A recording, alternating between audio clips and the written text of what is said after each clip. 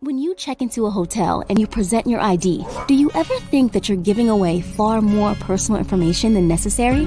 The hotel only wants to prove your identity, but now they also know your age, weight, home address, driver's license number, and more.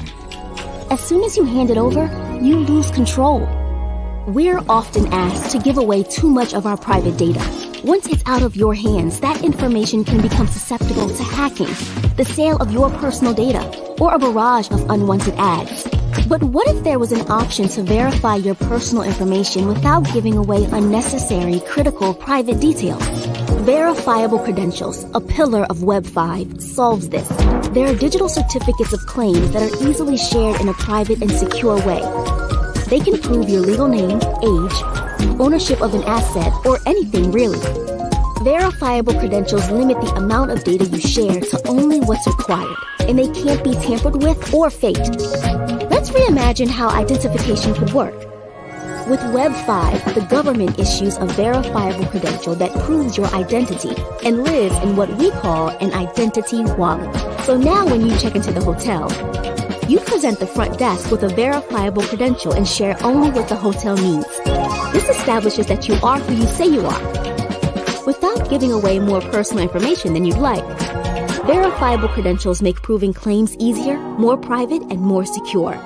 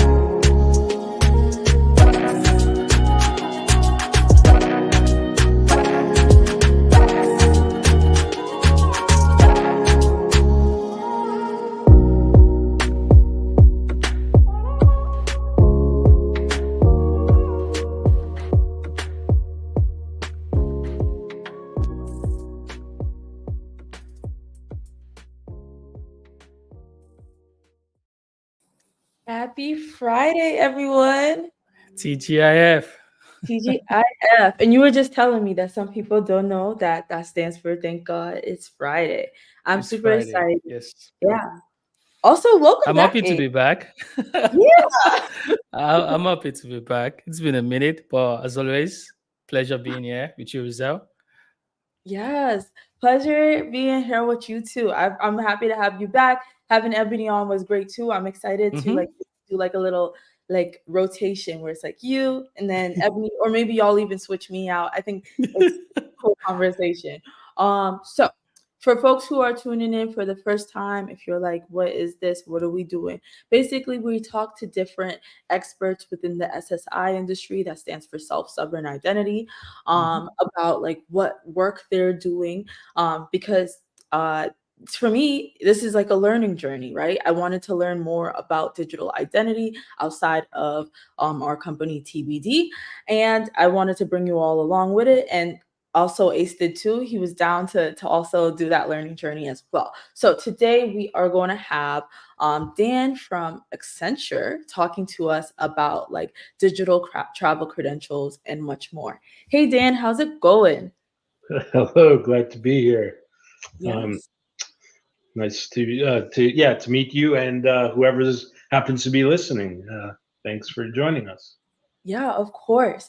Okay, so thank you for having us too. I know that basically the way I reach out to people, they're probably like, who is this random person? I like message y'all on LinkedIn or email, and they're like, I heard you on a podcast or whatever. I read something that you did, and I'm really excited to have you on. So thank you for agreeing to join us. So usually to kind of like start the conversation, make things fun, I usually ask a couple of questions before we dive into everything. So my question to you guys and the audience is, do y'all think AI will take software engineers' jobs? Because recently, some company, I think Cognition Labs, they came out with Devin, the first AI engineer. And I thought this was a real human being. Like everyone was talking about him. I'm like, who is it? And it's just the AI engineer. So I'm curious, what do you all think about AI taking software engineering jobs?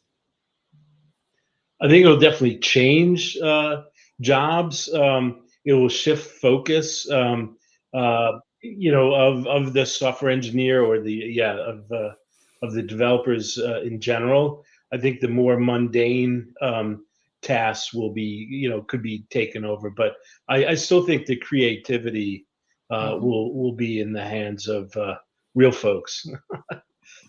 I agree because I think definitely, like you said, it's going to change the landscape a bit because it's a huge innovation, going to change how we work, how we build stuff. But I don't think you to just take the jobs away, if you get what I mean. Probably make the experience of the jobs better or improved or just different. Not necessarily better, as case may be, but definitely a change is coming. Oh, go ahead. Go ahead. I was going to say I've seen this in other industries. Mhm.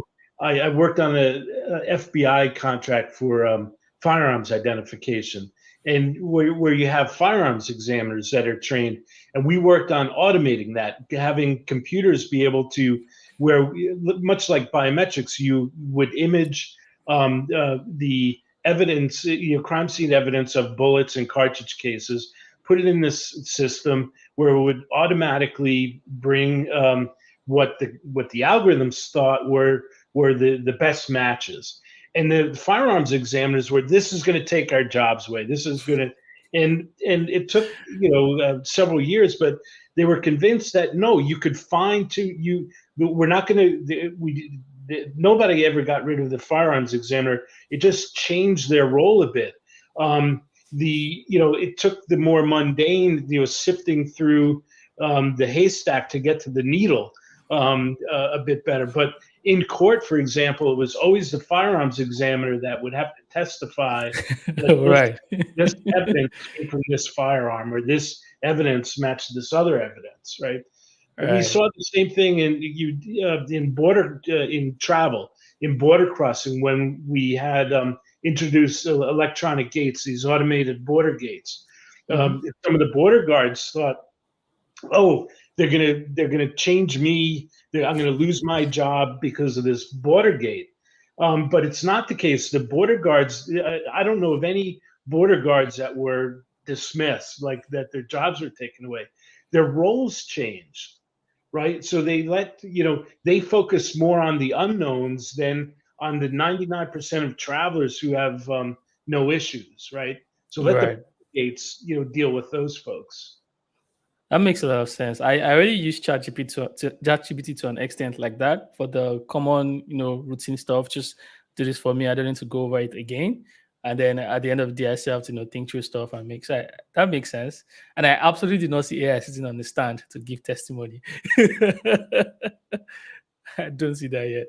Yeah, that would be nerve-wracking, I think. And thanks for those examples. I didn't even I'm so embedded in tech that I'm not thinking about these other industries and how technology affects them. I agree with both of you. I'm a big fan of using AI to code and stuff like that. And I don't think it will take away my jobs for the reason you said. We need that human at the forefront to actually get the stuff done. But it does kind of elevate the experience. I feel like AI has helped me at this company in particular because we're coming out with new SDKs and all of different programming languages, and we got to pick it up quickly. So I'm just leaning on ChatGPT or Copilot sometimes to be like, hey, how does Swift work? Help me out a little bit. All right, cool. So that was a good conversation, really fun. Okay, so just to let people know, if you just saw the starting soon banner, it said the old one. That was my mistake, but we're particularly talking about digital travel credentials, with Dan, and I titled this Cryptographically Verified to Fly. So Dan, will you please like to introduce yourself and let everybody know who you are? Sure. Dan Bachenheimer, let's see, as the background says, I'm with Accenture. I've been with Accenture almost 20 years. Wow. Yeah. I'm kind of old school in that I've had 3 jobs since I graduated with an engineering degree many years ago, and each job was at least a decade. So I haven't been bouncing around a lot. But with Accenture, I've always been in the identity space. And that's border control related identity, but across all or most industries, whether it's education, finance, we call it Accenture Communications and high tech areas, but around identity. More recently, within the last 6-7 years, it became decentralized digital identity or self-sovereign identity, where we have the user in possession and control of cryptographically verifiable identity attributes. So that's and I guess the other part of my background where I focus is in biometrics, and these which is an identity attribute that like in a DTC, which we'll get to more, has biographic and biometric representations in it, each of which are cryptographically verifiable. That is cool. I haven't stayed a decade at any company yet, so that is amazing to hear. But I'm really curious about, you did mention that joining Accenture, you'll be there for like 20 years. All along, you'll be doing identity stuff. So I'm curious, from your perspective, how has identity changed in any capacity over these 20 years that you've worked at Accenture? Right. So well, I'll focus in a couple areas. One area is that I mentioned biometrics, and what the last topic was discussion around AI. So biometrics were automated, let's say, by the FBI in the late 90s when they made the integrated automated fingerprint identification system, IAFIS. Biometrics have been used before that, but more on a manual basis. I'm old school again, so when I was fingerprinted for my background clearances, they take your fingerprints on cards, right, where they ink your fingers and do flats and rolls, right? So that has changed to now you rarely see ink on paper fingerprints on FD 258 fingerprint cards. They're all live scanned. So the biometrics in identity has changed in that regard, and in the performance of biometric matching. How well does biometric matching work? And what we've seen, and what NIST has studied in the last few years, with the introduction of AI-based, in this case, facial recognition, the accuracy improvements have been evolutionary. Revolutionary, not evolutionary, according to NIST. In other words, before AI, we saw an order of magnitude or of improvement in terms of accuracy. Since AI, it's especially again facial recognition, we've seen dramatic improvements. Tenfold. Improvements in terms of accuracy. So that's one area. This whole digital identity, we've seen a lot of advancements moving, let's say, away from physical cards. Even driver's licenses, right? We're moving to mobile driver's licenses, digital driver's licenses. We're seeing more digital identity constructs out there, in the world. Maybe less so in the U.S. than other regions, where the EU has legislated their digital identity wallet. And just last week, where they got final approval of the legislation from Parliament 2 weeks ago, February 29th. And last week, the EU had funded the development of a reference wallet, an open source reference digital wallet for European countries to use. That was released last week. So there's been a lot of advances in digital identity that way. But the biggest one, I think, is this decentralized digital identity, or SSI. Wow. Okay. That was a lot of great information. Especially, I didn't even realize or think about the fact that like the fingerprints, the ink fingerprints disappeared. Because I think I remember when I like came into America, we had to do that, but like I haven't seen one since. And then so I have two follow-up questions from this. Hopefully, I don't forget them as I speak. My first is this is more for the audience who's listening in. Could you explain what digital travel credentials are? And then I have a second part to this where this is just my own personal like question. Do you think that eventually we will completely move away from like physical, like our society will move away from physical wallets and we'll just be like more relying on digital wallets as we move into mobile driver's license and mobile debit cards and stuff like that? Right, right. Yeah, good question. So the digital travel credential, specifically with capital D, capital T, capital C, comes from ICAO, the International Civil Aviation Organization. So the ICAO was founded um, early last century by, it's a UN agency that's responsible for coordinating cross-border travel. The standards in that area, the security, and the governance of cross-border travel. So there's about I think it's 193 states, U.S. being one of them, that are part of that convention that agreed to be part of it. And one of the in 1995, so the first passport that came out was decades ago. The first they called it biometric passport. Now we call it e-passport. The first standard came out from ICAO in 1995. They called it a biometric passport because they added a biometric, a photo to it. It was required because ICAO said it's the best way to link the human with the travel document. In other words, before that, I could have had, Roselle's document or Ace's document and went across the border. And if they weren't paying attention, I could have gone through it, or I could have manipulated it somehow, potentially. But now, when you cross the border and present it, your passport to an e-gate or an officer, they check the presenter of the document to the photo that's in the document, that's cryptographically signed and in the document.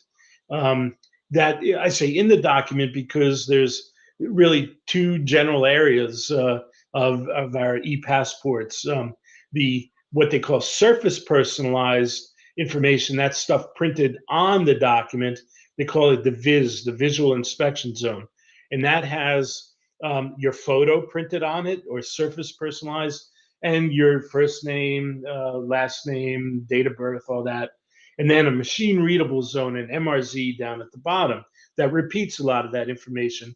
But they put it in a separate machine readable zone so that you could optically read that information.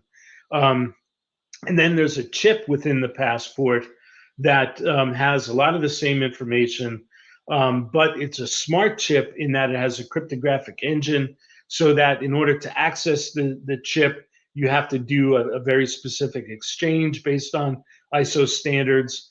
And certain areas within the chip have more protection than others. So, for example, in order to get to the photo within the chip, there's what they call basic access control. You have to get information from the machine readable zone in order to handshake with the chip and say, what's this? Because the chip is going to say, what's the secret password?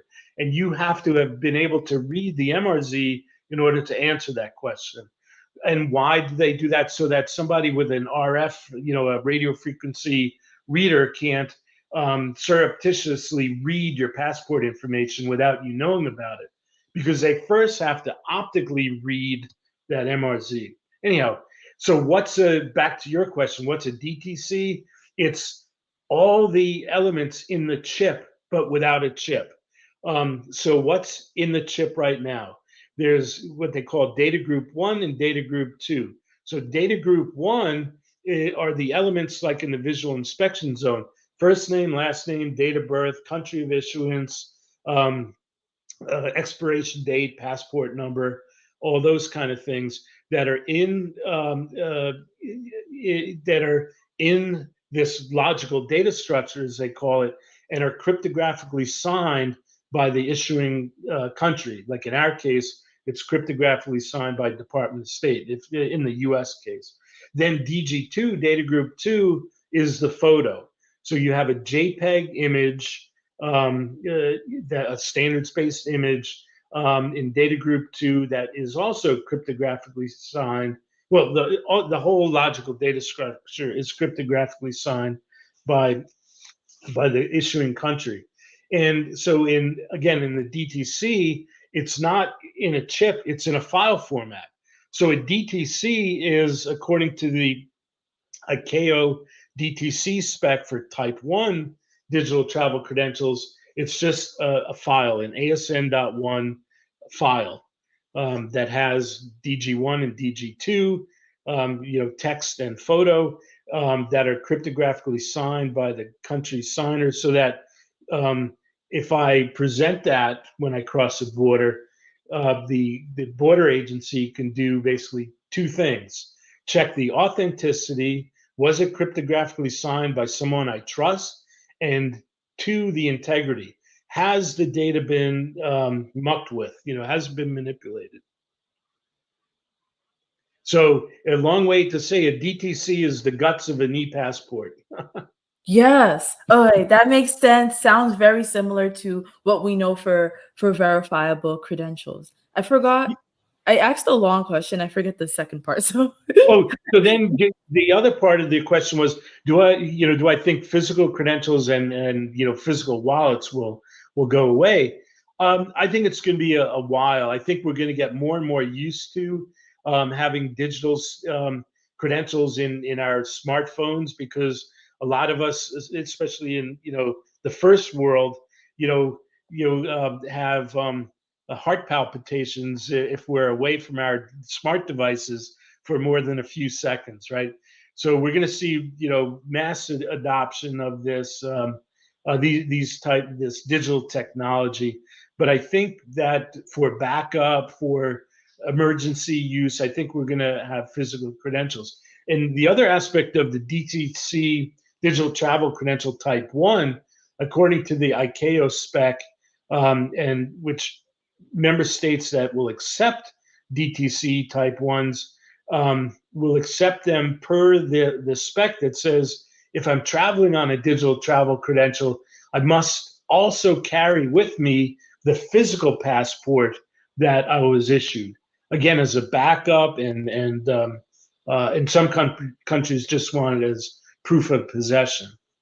And some countries still do passport stamping. So if you traveled on a DTC to a country that has to do a passport stamp by law, well, you can't stamp a digital travel credential, which is one of the big differences from a W3C compliant verifiable credential. This digital travel credential is very cool, very secure. It's going to change things around a lot, but just like a passport, it comes from one issuer. You cannot change it. So in other words, you can't add stamps to it. It's not a wallet, so you can't have entry exit. You can't add an e-visa to it. You can't update it. It's one and done, right? Whereas a digital wallet, you could have multiple verifiable credentials. You could have selective disclosure. There is no selective disclosure in DTCs. Why? Because they're purpose built for cross-border travel. And why would, if me as a traveler, if I want to go to the UK, I can't selectively disclose the information that I want. The UK says, we agreed in this UN convention that you must provide DG1 and DG2. So no selectivity, traveler, in that case. Now, there's other cases for private sector, like in the video, the intro video, there was talk of presenting information to a hotel. Right now, because our passport books are the means of identification internationally, some countries require hotels to capture the information that's on a passport. I think once we have digital credentials, I think we'll be able to change that and only share with them the information that's required by law, and not the entire passport. Thank you. That was really insightful.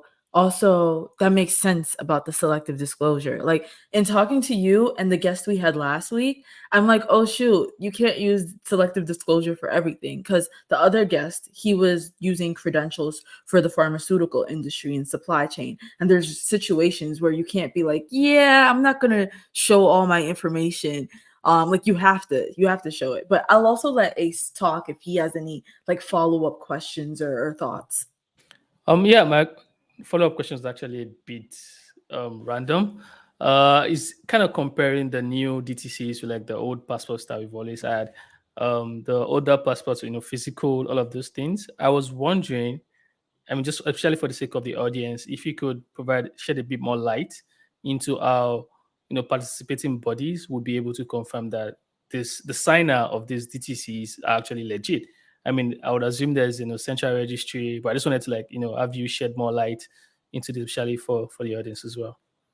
Yeah, no, another good question, and one that I didn't touch on. So part of that ecosystem that the UN agency ICAO is responsible for is the public key directory, the ICAO PKD.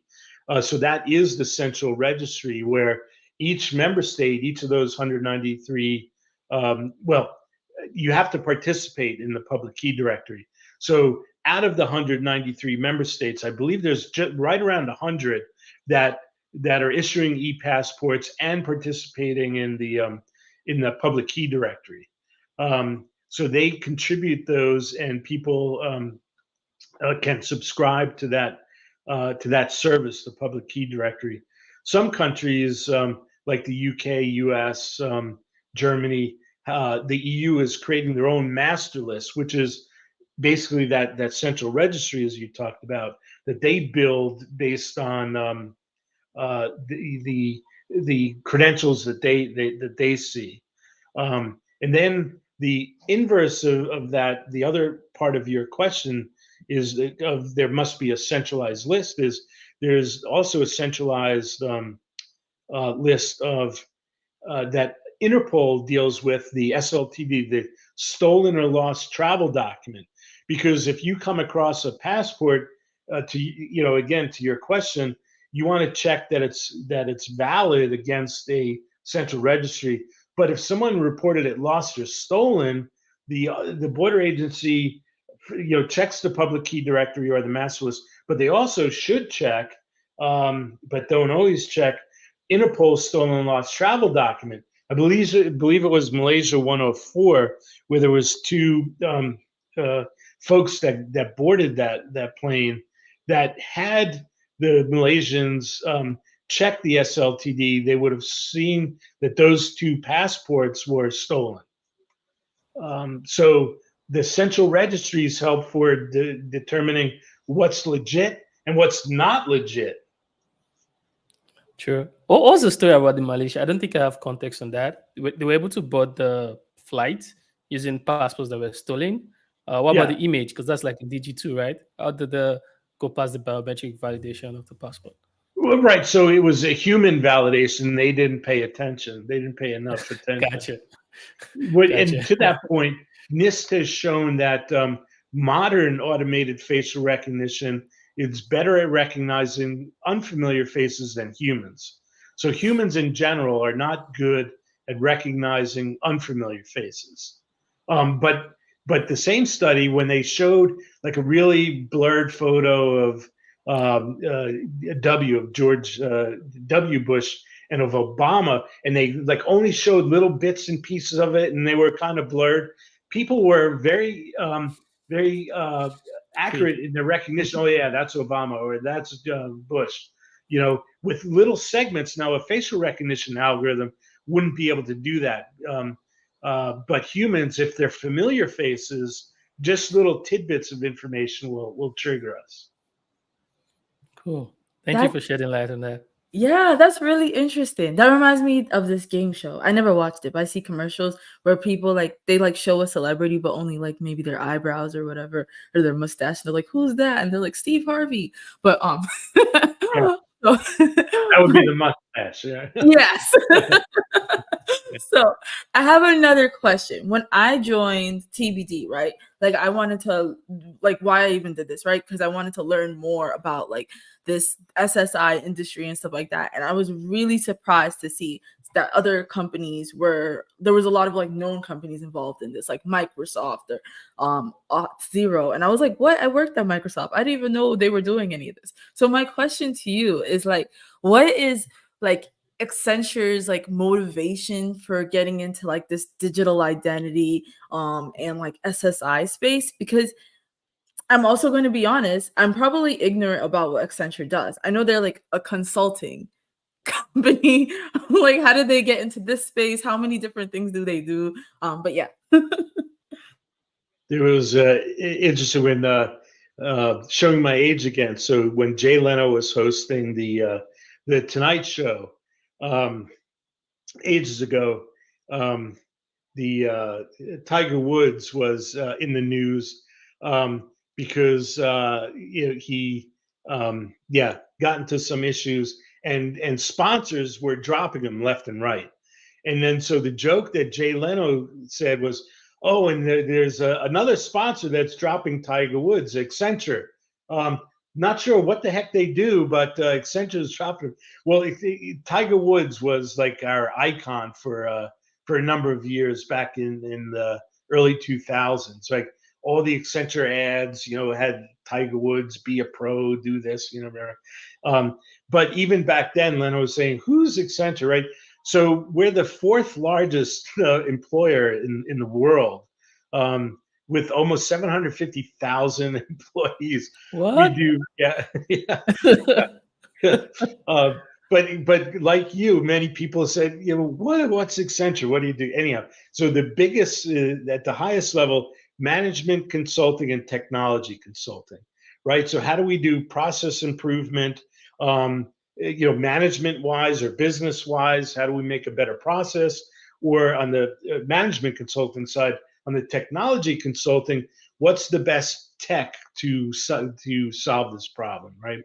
So on the technology consulting side is where a lot of this SSI lives. But there's some, as you can imagine, on the business side, right? How do we make a better process, right? Get rid of physical documents and all the process, headaches around that. Paper documents for certifications is kind of onerous. Anyhow, so on the technology consulting side, a lot of system integration. We don't have product per se, so we might integrate Microsoft's Entra Verified ID, their SSI component. And we do that. We're very familiar with their tech. We are 90% stakeholder of Avanade, which is, those are the Microsoft experts within Accenture.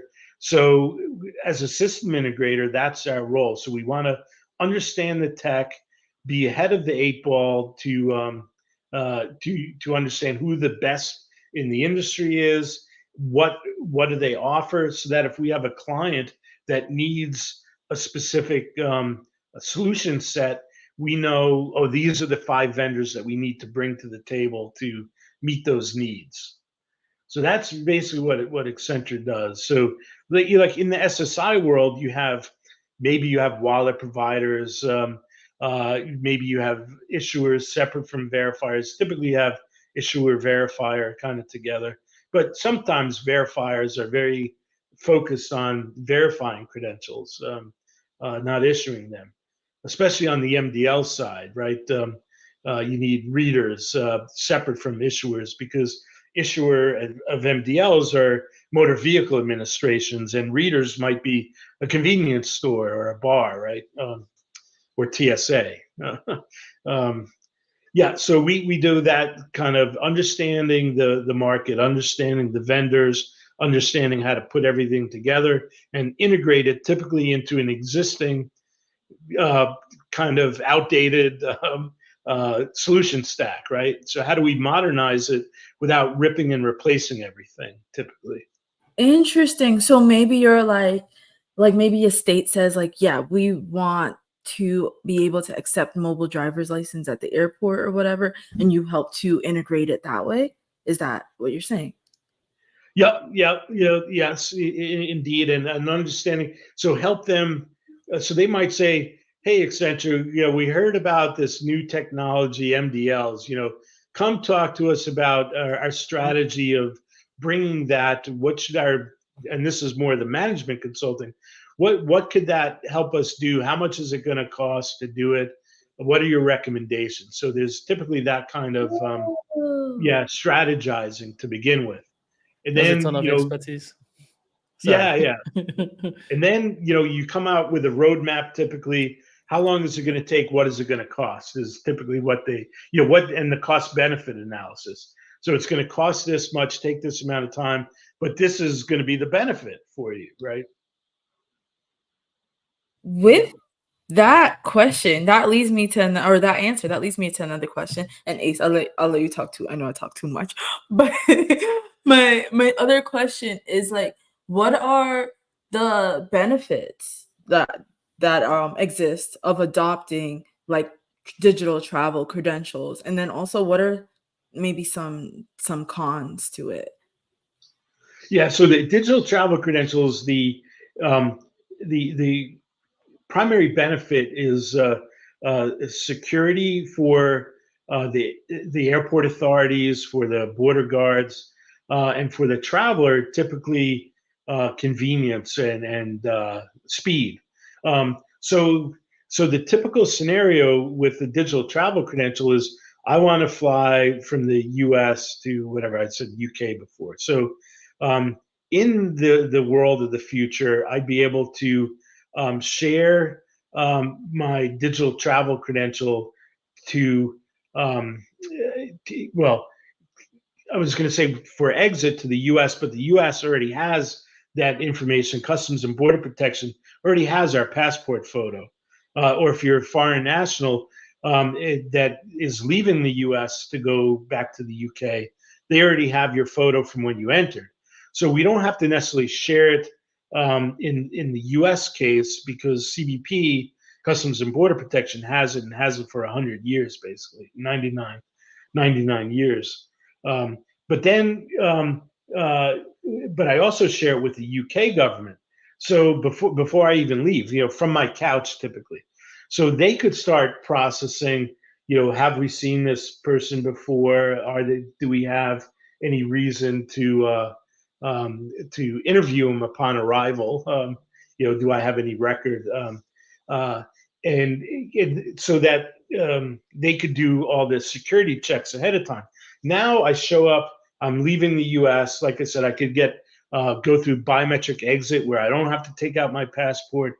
In the future, I won't even have to take out my boarding pass. I'll have shared that in advance along with my DTC.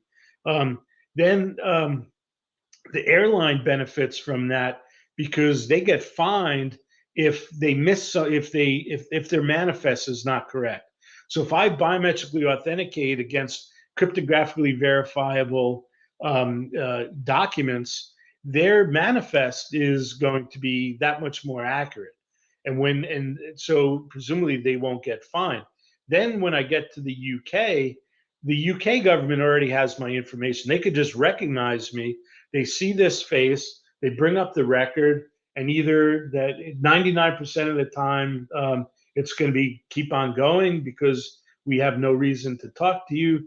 But there's going to be the fraction of a percent that says, we're last time you were here, you overstayed your welcome, or you didn't pay duties, or you didn't pay a parking ticket in downtown London, and you got some splaining to do, right? So there's that. So, but again, to the traveler, I don't have to, when I arrive in London, hopefully it's just I'm recognized and I keep on walking. I don't have to take out a boarding pass or a passport or even a visa, because a visa will be part of that electronic information. That was really Nick said splaining. He really liked that. But I agree with Tanya that the ability to cut down like time travel would be like so amazing, because like I feel like I fly a lot for our job, right? Ace, you do too, right? Yeah. And it's well, at least for me, it's annoying, especially because I lose everything. Like I will put my like ID in my backpack and then I'll forget, and now I'm in line. I'm like, is it in my pocket? I don't know. And so like imagine I could just show up. I don't have to show up like a million hours early. They already got my information. I walk through, zip zap, done. But Ace, if you have any like follow-up thoughts or questions, feel free to go ahead. Yeah, I've always wondered what it's like, sharing information across, destination and, what's it called, originating in airports. So it's like putting more light into seeing how, making it more digitalized, cryptographically signed document information sharing. It's almost seamless, at least I'm pretty much seamless, just being able to do that. And I'm looking forward to seeing that like in real time and just going stuff, because I mean, there are times where you get stopped and you're like, what did I do? Probably the fraction of the percentage of the time, like you said. So just having that entire process and you yourself, you feel comfortable. Even with the visas, there are times where you have like, for example, I got like a recent, what's it called? Visa approval, but the starting date for the visa is like a different period of time. But if I'm able to, initiate this process, like I'm booking a flight ahead of time, even if I miss that information, it's just confirmed ahead of time, like you're not eligible to fly yet, something like that, versus getting to the airport and then you get bounced.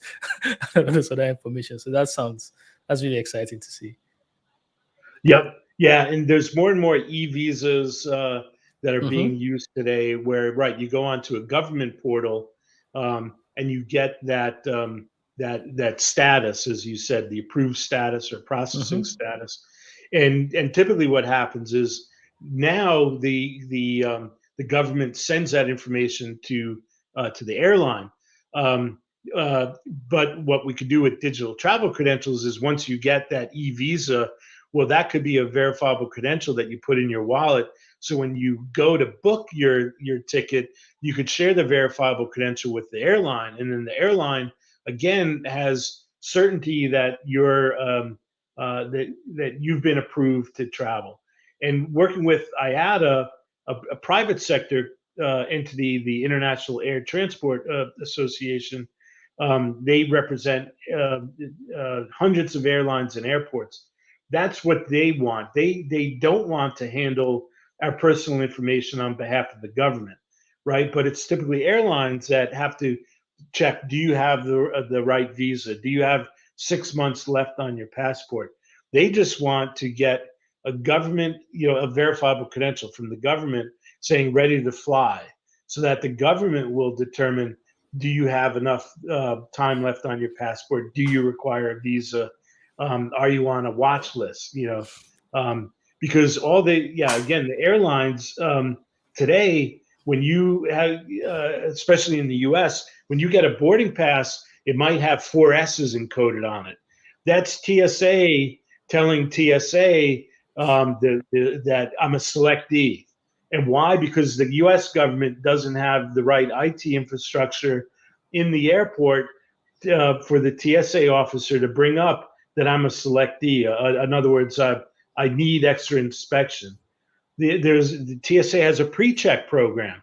Well, because they don't have proper IT in their lanes, they ask the airlines to print whether you're pre-check or not on the airline's boarding pass, so that the TSA could read that I'm a TSA pre-check enrollee. So there's a lot of things that governments put on the The private airlines. sector Yeah. that would be remediated by the use of verifiable credentials. Like, I'm a pre-check member.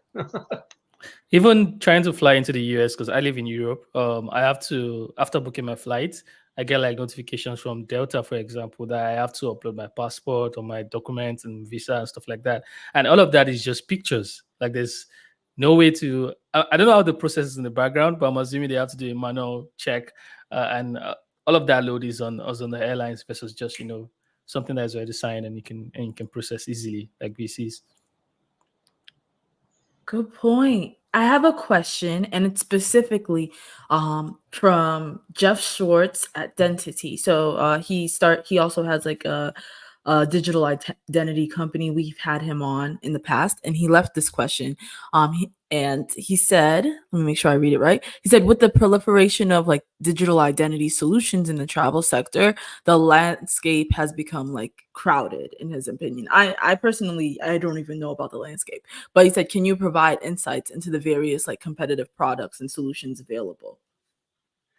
Yeah, so it's become crowded. I do agree with that, but some of that is going to be well. Okay, so your question is, what does that mean? So right now, there's different providers, different airlines, for example, are doing different pilots, and even DTC is like one of the main topics that you're bringing up. Finland just did a DTC pilot between. Finland and Croatia. The Canadians and Dutch just did a DTC pilot between Canada and Netherlands. IATA did a pilot that used DTCs, but also W3C verifiable credentials between UK and Italy. So I think that might be what the caller was asking about, because they're all different.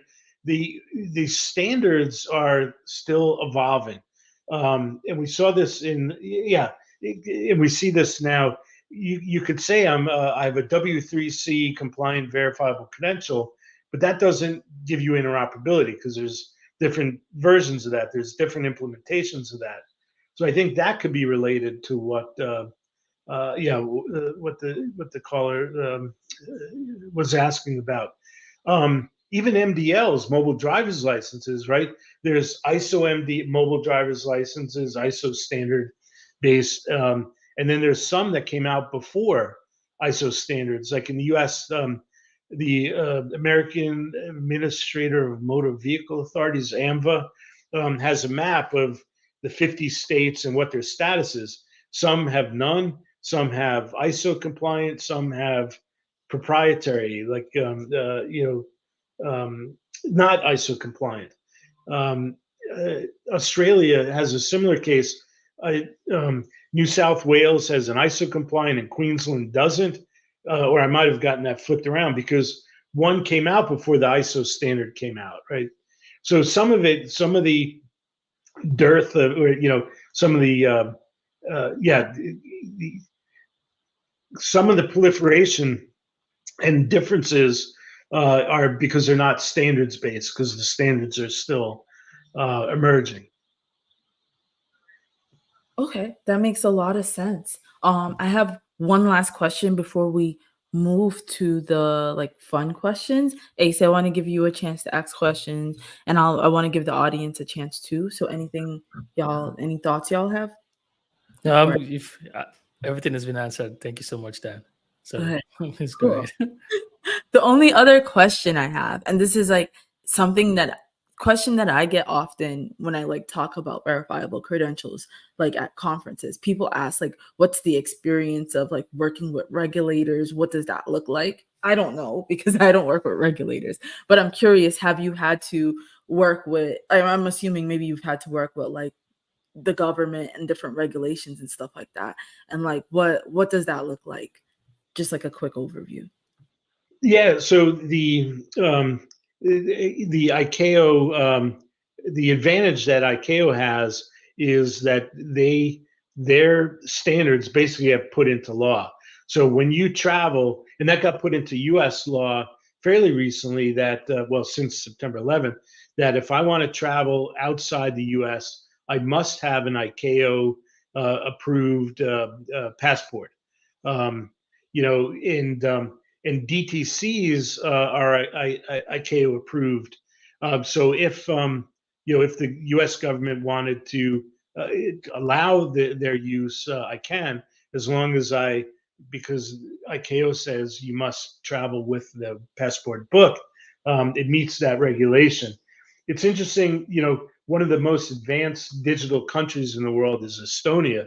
When they broke free of Soviet rule, one of the first things that they did was sign into law that um, uh, digital certificates, digital signatures are legal instruments.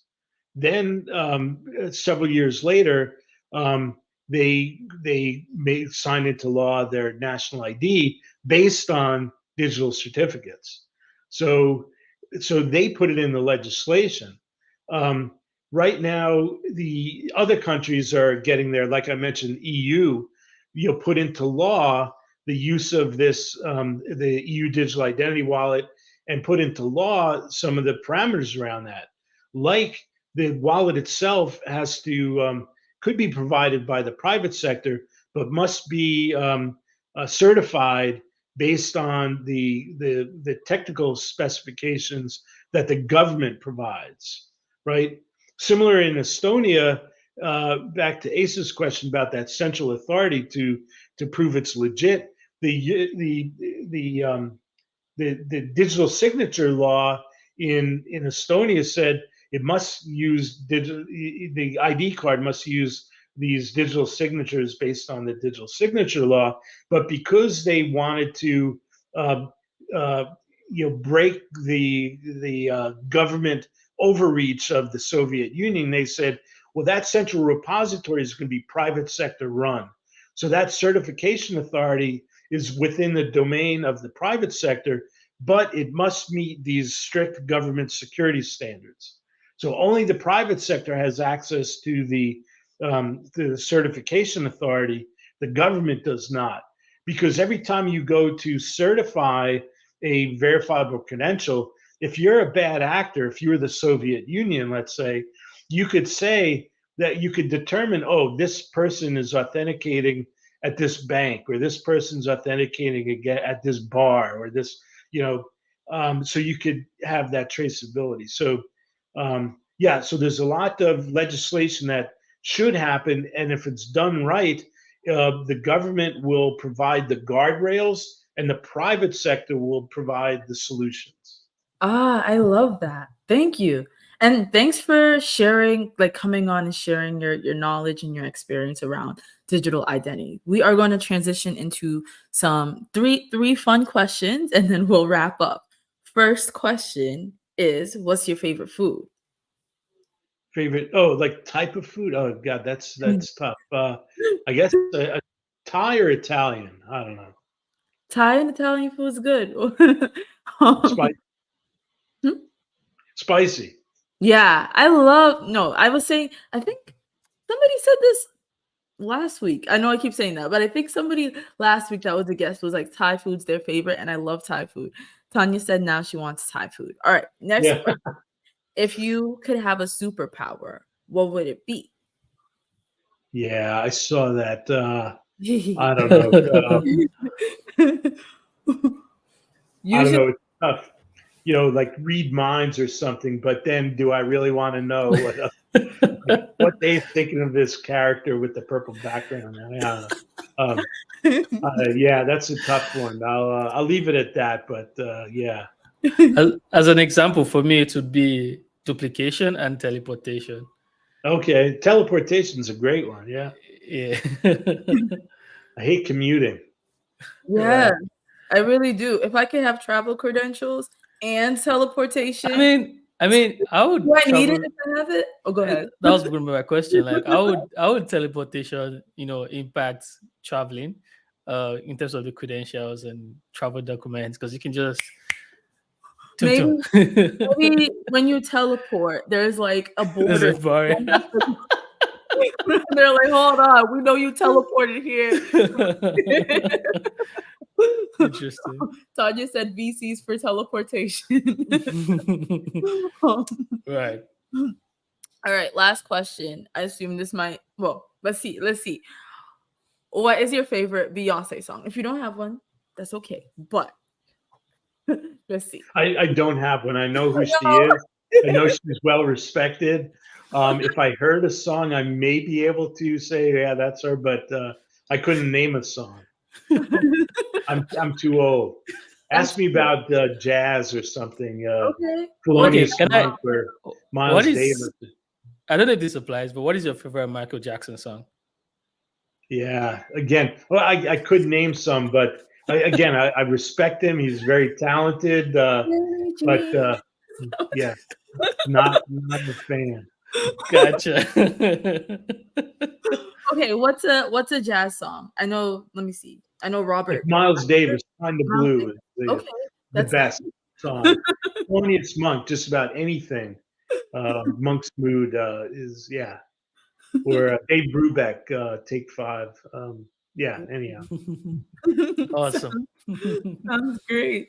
All right. Well, we will wrap up this stream again. I want to thank you for like your time and sharing your 20 years of experience in identity with us. I thought it was really like edifying. To me, the most interesting part about credentials is the travel part. Like once I heard about that, I was like, ooh. So I'm really excited that you took time to talk with us. Also, thanks Ace for co-hosting with me.